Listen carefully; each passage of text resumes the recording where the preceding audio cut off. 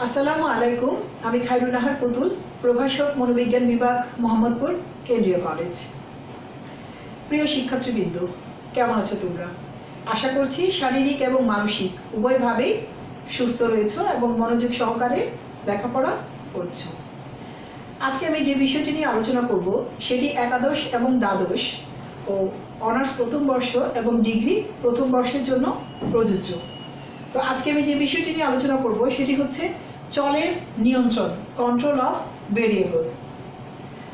পূর্বের ক্লাসে আমরা চল সম্পর্কে জেনেছিলাম। চল কি?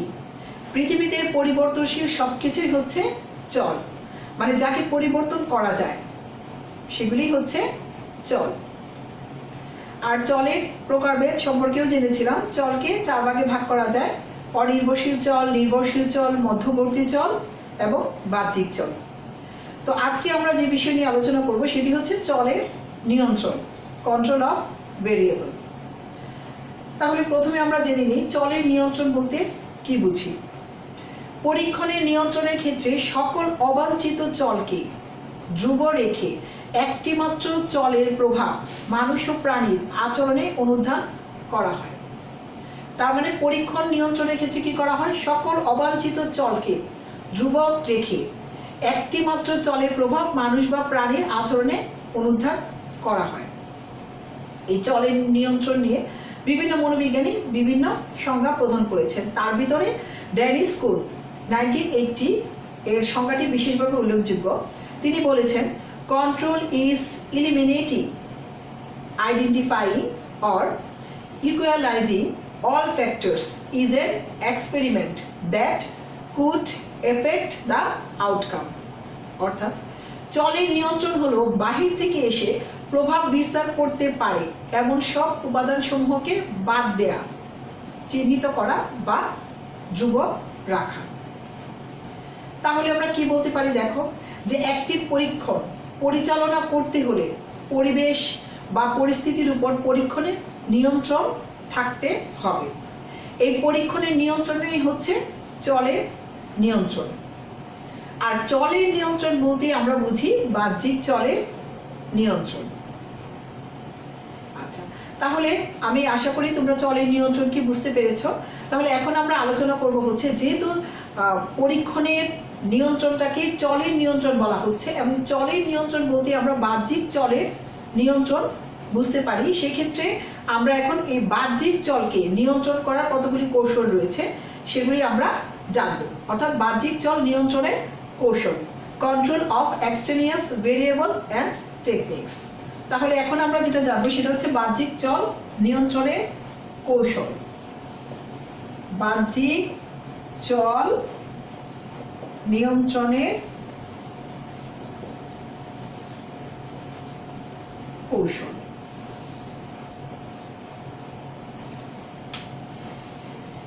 নির্ভরশীল চলের সাথে অনির্ভরশীল চলের সম্পর্ক সুস্পষ্টভাবে পর্যবেক্ষণ করার জন্য অনির্ভরশীল চল ব্যতীত অন্যান্য বাহ্যিক চলের প্রভাব থেকে নির্ভরশীল চলকে সম্পূর্ণরূপে মুক্ত রাখার কতগুলো ব্যবস্থা বা কৌশল রয়েছে। তাহলে কি দেখো, যেহেতু আমরা জানি যে অনির্ভরশীল চল কি করে? অন্য চলের উপর প্রভাব বিস্তার করে ওই চলকে পরিবর্তিত করে। আর নির্ভরশীল চল কি? সে অন্য চলের দ্বারা পরিবর্তিত হয়। তাহলে এই ক্ষেত্রে অনির্ভরশীল চল বাদ দিয়ে যদি আমরা চিন্তা করি যে অনির্ভরশীল চল এবং নির্ভরশীল চলের প্রভাব যদি দেখতে চাই, এক্ষেত্রে অনির্ভরশীল চল বাদে যদি অন্য কোনো চল নির্ভরশীল চলের উপর প্রভাব বিস্তার করে নির্ভরশীল চলকে পরিবর্তিত করতে চাই, তাহলে সেক্ষেত্রে আমরা এই অনির্ভরশীল চল ছাড়া অন্য যে চলগুলি আছে সেগুলিকে আমরা কি করব? পরীক্ষণ পরিস্থিতি থেকে বাদ দিব এবং সেই পরীক্ষণ পরিস্থিতি থেকে এই বাহ্যিক চলকে বাদ দেওয়ার কতগুলি প্রক্রিয়া বা কৌশল রয়েছে।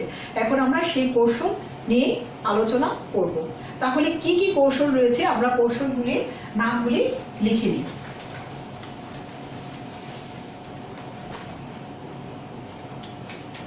প্রথমে 1 নাম্বার হচ্ছে অপসারণ। অপসারণ, যাকে আমরা বলবো ইলিমিনেশন।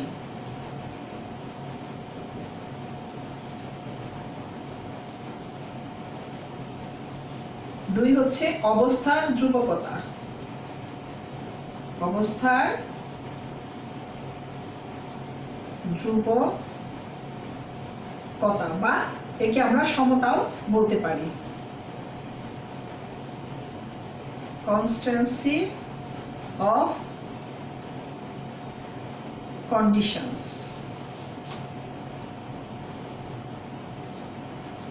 3 নাম্বার হচ্ছে তুল্য মূল্যায়ন,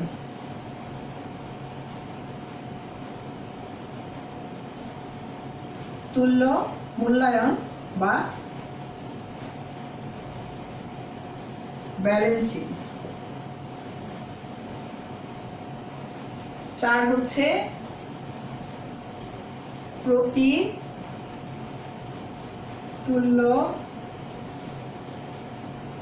মূল্যায়ন বা প্রতিতুল্য মূল্যায়নের আরেকটি নাম হচ্ছে প্রতিভারসাম্য সৃষ্টি, এটাকে আমরা বলবো কাউন্টার ব্যালেন্সিং, কাউন্টার ব্যালেন্সিং।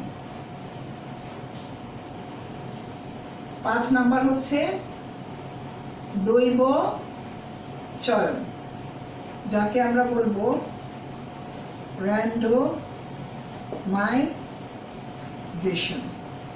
বা দৈব চয়ন। তাহলে এক্ষেত্রে আমরা চল নিয়ন্ত্রণের ক্ষেত্রে 5 ধরনের কৌশল ব্যবহার করতে পারি। 1 হচ্ছে অপসারণ বা ইলিমিনেশন, 2 হচ্ছে অবস্থার ধ্রুবকতা বা কনস্ট্যান্সি অফ কন্ডিশন, 3 নাম্বার হচ্ছে তুল্য মূল্যায়ন বা ব্যালেন্সিং, 4 নাম্বার হচ্ছে প্রতিতুল্য মূল্যায়ন বা কাউন্টার ব্যালেন্সিং, 5 নাম্বার হচ্ছে দৈব চয়ন বা র্যান্ডমাইজেশন। তাহলে প্রথমেই আমরা আলোচনা করব অপসারণ নিয়ে, ইলিমিনেশন নিয়ে। অপসারণটা কি? দেখো, চল নিয়ন্ত্রণের একটি উল্লেখযোগ্য কৌশল হচ্ছে অপসারণ। পরীক্ষণ পরিস্থিতিতে পরীক্ষক যদি কোনো বিশেষ বাহ্যিক চলকে চিহ্নিত করতে পারে তাহলে সেগুলোকে বর্জন করা বা অপসারণ করে নির্ভরশীল চলকে ওই চলের প্রভাব মুক্ত রাখা যায়। তাহলে এক্ষেত্রে কি, মানে চল নিয়ন্ত্রণের একটি উল্লেখযোগ্য কৌশল হচ্ছে অপসারণ, এবং পরীক্ষণ পরিস্থিতিতে পরীক্ষক যদি চিহ্নিত করতে পারেন যে মানে উনি যে চলের প্রভাবটি দেখতে চান সে চল ব্যতীত অন্য কোনো চল যদি নির্ভরশীল চলের উপর প্রভাব বিস্তার করে এবং তিনি যদি সেই বিষয়টি চিহ্নিত করতে পারেন তাহলে সেই চলকে ওই পরিবেশ থেকে মুক্ত করা মানে অপসারণ করে দিতে পারে। যেমন ধরো, আমি একটু উদাহরণসহ বুঝিয়ে দিচ্ছি যে গবেষণা করার সময়, ধরো কোনো একটি পরিবেশে গবেষণা করছি, গবেষণা করার সময় বাইরের শব্দ যদি তোমার প্রতিবন্ধকতা সৃষ্টি করে তাহলে এক্ষেত্রে আমরা একটি শব্দ নিয়ন্ত্রিত কক্ষে পরীক্ষণটি পরিচালনা করতে পারবো। অর্থাৎ এক্ষেত্রে শব্দটিকে আমরা অপসারণ করে দিলাম, মানে পরীক্ষণ পরিস্থিতিতে তার প্রভাব আমরা রাখতে চাইলাম না। অনুরূপভাবে যদি আলো সেই পরীক্ষণ পরিস্থিতিতে ক্ষতিকর প্রভাব সৃষ্টি করে তাহলে সেক্ষেত্রে আমরা আলো নিয়ন্ত্রিত কক্ষে আমরা পরীক্ষণটি পরিচালনা করতে পারি। এভাবে অপসারণের মাধ্যমে বাহ্যিক চলকে নির্ভরশীল চলের প্রভাব থেকে আমরা মুক্ত রাখতে পারবো। অর্থাৎ বাহ্যিক চল যেন নির্ভরশীল চলের উপর প্রভাব বিস্তার না করে সেক্ষেত্রে আমরা অপসারণ পদ্ধতিটি ব্যবহার করতে পারি। আচ্ছা, এই গেল তোমার কি অপসারণ বা ইলিমিনেশন। এখন আমরা আলোচনা করব অবস্থার ধ্রুবকতা বা কনস্ট্যান্সি অফ কন্ডিশন। এই কনস্ট্যান্সি অবস্থার ধ্রুবকতা বা সমতা বলতে আমরা কি বুঝি, মানে কোনো একটি জিনিসকে ধ্রুবক রাখা বা সমতা আনয়ন করা। তাহলে এক্ষেত্রে দেখো যে অনেক সময় কতগুলো বাহ্যিক চলকে ইচ্ছে করলেও কি করা যায় না, বাদ দেওয়া যায় না, যে এই চলটিকে তখন সেই পরীক্ষণে তাকে রাখতে হয় পরীক্ষণ পরিস্থিতিতে। যেমন এমন একটি চল হচ্ছে সময়। সময়কে আমরা পরীক্ষণ পরিবেশ থেকে বাদ দিতে পারি না। ধরো যে কোনো একজন পরীক্ষণ পাত্র যদি তুমি নির্ভরশীল চলের দিক থেকে বিচার করো তাহলে দেখা যায় যে পরীক্ষণ পাত্র বিকেল বেলায় পরীক্ষণ দিলে তার পরীক্ষাটি খুব একটি ভালো হয় না। সেই সকালের দিকে পরীক্ষা দিলে বা যদি সে এক্সাম দেয় তাহলে তার পরীক্ষাটি খুব ভালো হয়। কিন্তু এক্ষেত্রে আমরা কি দেখছি, সময়টি একটি বাহ্যিক চল, কিন্তু এই সময়কে কি পরীক্ষণ পরিবেশ থেকে বাদ দেওয়া যায়? দেওয়া যায় না। সেক্ষেত্রে আমরা একটি নির্দিষ্ট সময়ে পরীক্ষণটি নিতে পারি। বা আরেকটি উদাহরণ দিয়ে আমি সুন্দর করে তোমাদেরকে বুঝিয়ে দিচ্ছি। যেমন ধরো যে আমরা যদি দেখতে চাই যে ঘুমের বড়ি সেবনে ঘুমের পরিমাণ বৃদ্ধি পায় কিনা, ঘুমের ঔষধ সেবনের ফলে ঘুমের পরিমাণ বৃদ্ধি পায় কিনা, এরকম একটি পরীক্ষণ আমি পরিচালনা করলাম। এক্ষেত্রে দুইটি দল নিলাম, পরীক্ষণ দল এবং নিয়ন্ত্রিত দল। দুই দলের ক্ষেত্রেই আমরা এই পরীক্ষণটি প্রয়োগ করলাম। এক্ষেত্রে দেখা যাবে যে এই যে পরীক্ষণ দলে যে ঘুমের তারতম্যটা হলো, এর দুইটি কারণ হতে পারে। একটি কারণ হচ্ছে ঘুমের ওষুধের রাসায়নিক ক্রিয়ার ফলে বেশি ঘুম হতে পারে, অথবা দ্বিতীয়টি হচ্ছে যে ঘুমের ওষুধ সেবন করার ফলে পরীক্ষণ পাত্রদের মধ্যে একটি মানসিক প্রস্তুতি তৈরি হতে পারে। এই ক্ষেত্রে মানসিক প্রস্তুতি কিন্তু ঘুমের ক্ষেত্রে একটি বাহ্যিক চল।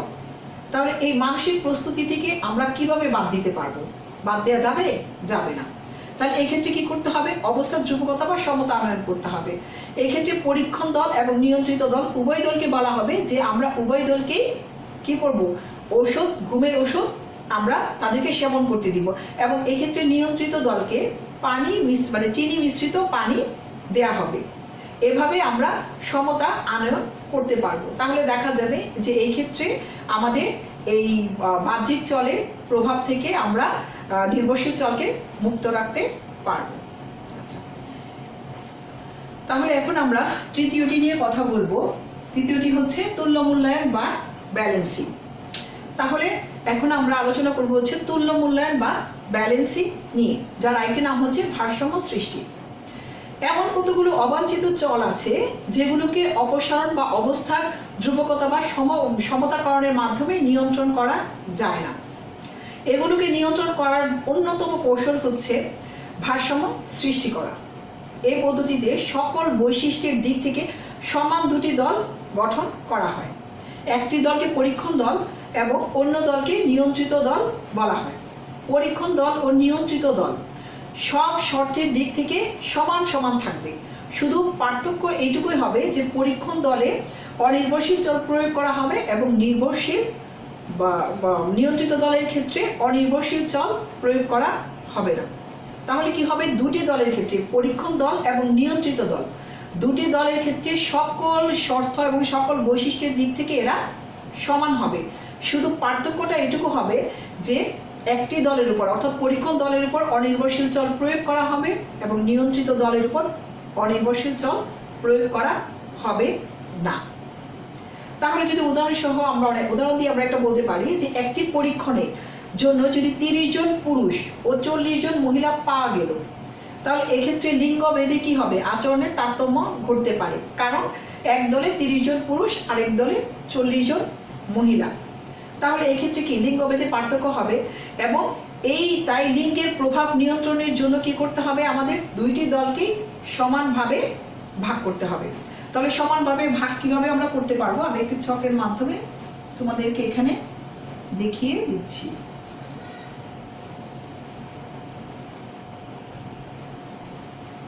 এখানে হচ্ছে পুরুষ আর হচ্ছে মহিলা। এটি হচ্ছে পরীক্ষণ দল আর এটি হচ্ছে নিয়ন্ত্রিত দল। তাহলে দুটো দলে যদি আমরা সমান ভাগে ভাগ করতে যাই, তাহলে পুরুষ যেহেতু আমাদের 30 জন, তাহলে পরীক্ষণ দলে 15 জন পুরুষ এবং নিয়ন্ত্রিত দলে 15 জন পুরুষ। আবার যেহেতু মহিলা 40 জন, তাহলে সেক্ষেত্রে পরীক্ষণ দলে 20 জন মহিলা এবং নিয়ন্ত্রিত দলে 20 জন মহিলা। তাহলে দেখো লিঙ্গ ভেদে দুটি দলে, পরীক্ষণ দল এবং নিয়ন্ত্রিত দলে, দুটি দলে কি হচ্ছে? সমান পার্থক্য এবং বৈশিষ্ট্য বিদ্যমান থাকছে। মানে এই ক্ষেত্রে আমরা যদি বৈশিষ্ট্যের ভিত্তিতে দেখি তাহলে কোনো পার্থক্য নেই। এবং লিঙ্গ ভেদে, লিঙ্গ যে একটি বাহ্যিক বা অবাঞ্ছিত চল, সেই চলটিও পরীক্ষণের উপরে কোনো প্রভাব বিস্তার করতে পারবে না। এই প্রক্রিয়াটিকে বলে তুল্য মূল্যায়ন বা ব্যালেন্সিং, অর্থাৎ ভারসাম্য সৃষ্টি করা, দুটো সমান দলে ভাগ করা। ঠিক আছে, আশা করি বুঝতে পেরেছ। আচ্ছা, এর পরবর্তী কৌশলটি হচ্ছে প্রতিতুল্য মূল্যায়ন বা কাউন্টার ব্যালেন্সিং। এই প্রতিতুল্য মূল্যায়ন বা কাউন্টার ব্যালেন্সিং বলতে আমরা কি বুঝি? এর আরেকটি নাম হচ্ছে প্রতি ভারসাম্য সৃষ্টি। যখন একই পরীক্ষণ পাত্রকে একাধিক পরীক্ষণমূলক অবস্থার সম্মুখীন হতে হয়, তখন বেশিরভাগ ক্ষেত্রে পরীক্ষণ পাত্রের প্রথম অধিবেশন বা প্রথম কার্যের অভিজ্ঞতা দ্বিতীয় কার্যের প্রতিক্রিয়ার উপর প্রভাব বিস্তার করতে পারে। তার মানে কি? এখানে দেখো প্রতি মূল্যায়ন পদ্ধতির ক্ষেত্রে যদি একজন পরীক্ষণ পাত্রকে একাধিক পরীক্ষণের সম্মুখীন হতে হয়, তাহলে কি হয়, প্রথম পরীক্ষণের ফলাফল দ্বিতীয় পরীক্ষণের উপরে প্রভাব বিস্তার করতে পারে, ফলে ভ্রান্তি দেখা দিতে পারে।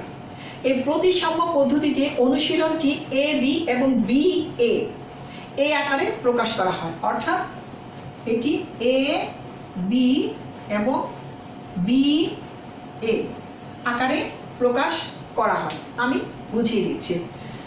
যেমন ধরো যে একটি কাজ যদি আমি একটি পরীক্ষণ দলের বা এবং নিয়ন্ত্রিত দল দুটোকেই রেখে আমরা যদি পরীক্ষণটি পরিচালনা করি, এক্ষেত্রে দেখা যাবে, দেখো, পরীক্ষণ পাত্রকে কোনো একটি কাজ আমি যদি বাম হাতে প্রথমে বাম হাতে 20 বার করতে দিলাম, বাম হাতে 20 বারের কাজ শেষে তাকে যদি আমি আবার ডান হাতে 20 বার কাজ করতে দিই, তাহলে দেখা যাবে এই যে বাম হাতে সে 20 বার কাজ করেছে তার একটা প্রভাব কি করবে, ডান হাতে পড়তে পারে।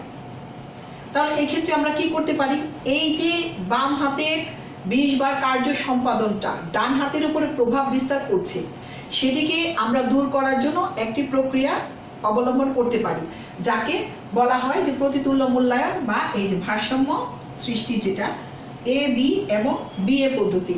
কেমন করে, যেমন ধরো আমি যদি প্রথমে 10টি বাম হাতে 10টি কাজ সম্পাদন করার পরে ডান হাতে 10টি কাজ সম্পাদন করতে দিলাম, তাহলে প্রথমে ডান হাতে কি 10টি কাজ বা বাম হাতে 10টি কাজ, এরপরে ডান হাতে 10টি কাজ, তাহলে টোটাল 20টি কাজ হলো।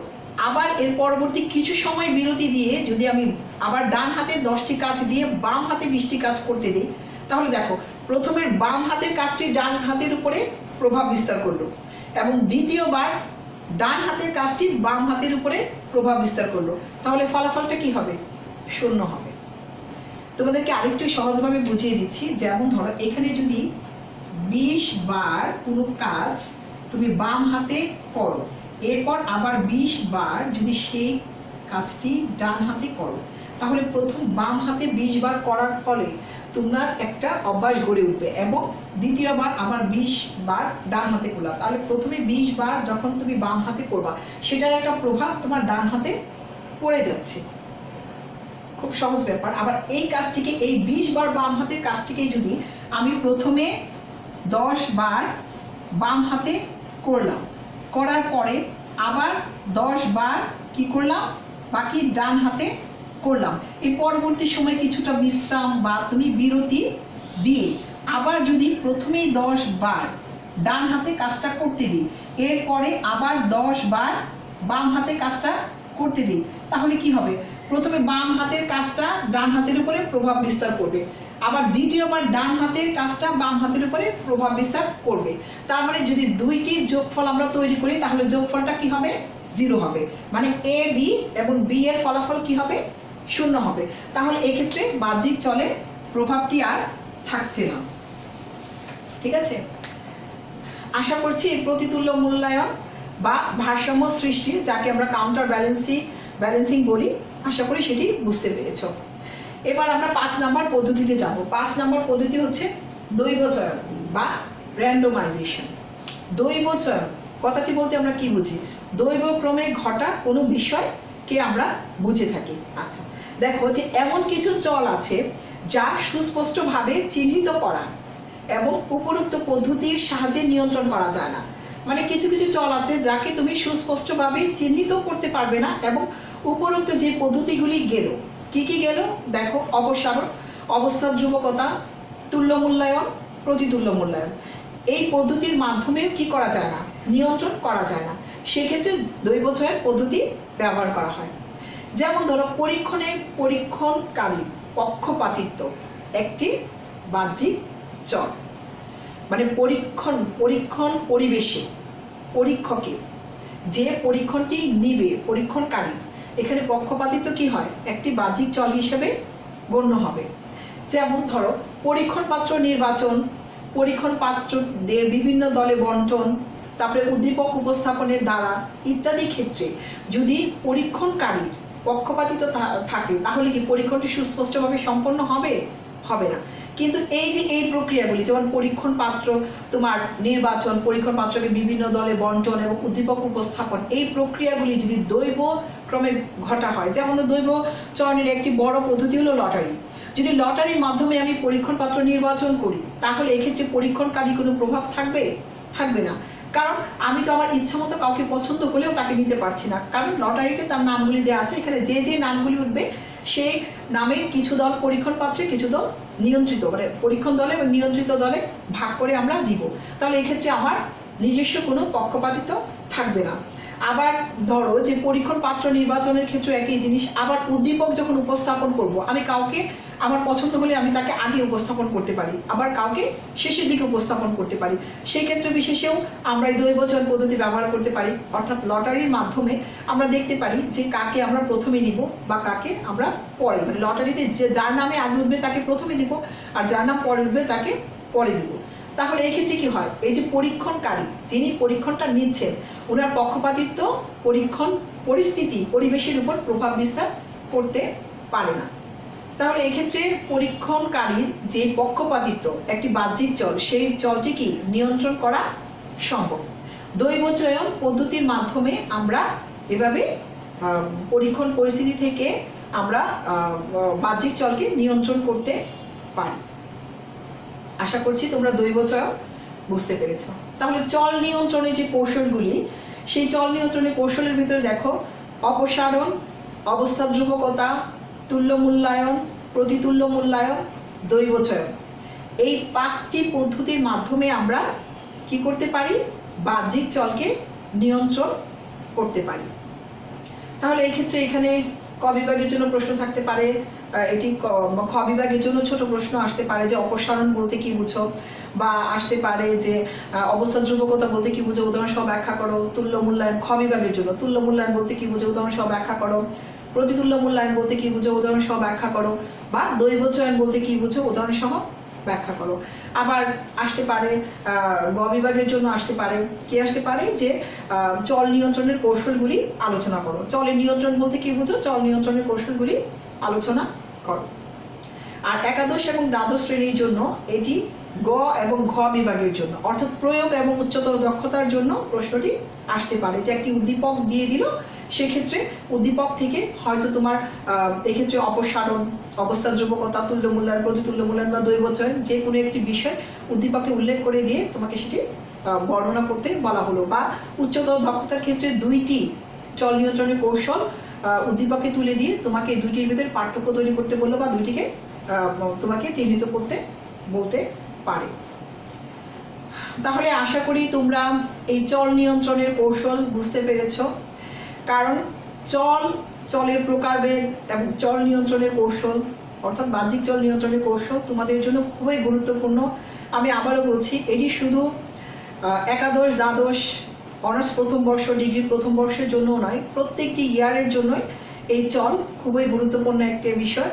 আমি আশা করছি যে তোমরা বুঝতে পেরেছো। না বুঝলেও আমাকে তোমরা জানাবে, আমি আবারও পরবর্তী ক্লাসে বুঝিয়ে দেওয়ার চেষ্টা করব। তো পরবর্তী ক্লাসে আবারও দেখা হবে। ততক্ষণ পর্যন্ত শারীরিক এবং মানসিকভাবে সুস্থ থাকার চেষ্টা করবে, তোমার পরিবারের সকলকে সুস্থ রাখার চেষ্টা করবে। আজ এই পর্যন্তই। আল্লাহ হাফেজ।